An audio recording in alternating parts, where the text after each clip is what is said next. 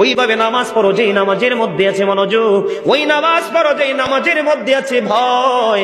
তুমি নামাজটা পড়তে হবে এমন ভাবে বন্ধু, একজন নামাজে দাঁড়ালেন, বন্ধুরে আমার, নামাজে যখন তিনি দাঁড়ালেন, দাঁড়ানোর পরে তিনি বলতেছেন আমি নামাজটা এমন ভাবে পড়তে চাই। কিভাবে পড়ি? কই আমি নামাজটা এমন ভাবে পড়ি, যখন আমি নামাজে দাঁড়াই আমার কাছে মনে হয় আমি ফুলচেরাতের পোলের উপর দাঁড়িয়েছি। একটু যদি নড়বড় হয় আমি জাহান্নামে নিক্ষিপ্ত হব। তার মানে হলো আমি এতটাই মনোযোগের সাথে নামাজ পড়েছি যেন আমার নামাজটা বিন্দু পরিমাণ কোনো আংশিক ভাবে যেন অগ্রহণযোগ্য বলে আল্লাহর কাছে গৃহীত না হয়।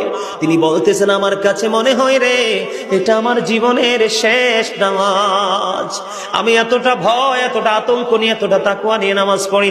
আমার কাছে মনে হয় আমার পিছনে যেন আজরাইল দাঁড়িয়ে আছে, ডানে বামে সালাম ফিরাতে দেরি রে, আমার কাছে মনে হয় আমার প্রাণ পাখিটা কেড়ে নিয়ে যাবে। আমি যখন নামাজে দাঁড়াই আমার কাছে মনে হয় আমি যেন বাইতুল্লাহর সামনে দাঁড়িয়ে আছি।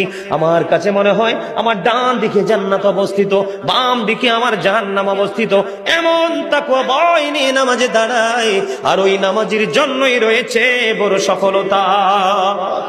জোরে জোরে বলুন না সুবহানাল্লাহ, আর জোরে বলুন সুবহানাল্লাহ। বন্ধুরে আমার, নামাজ এতটা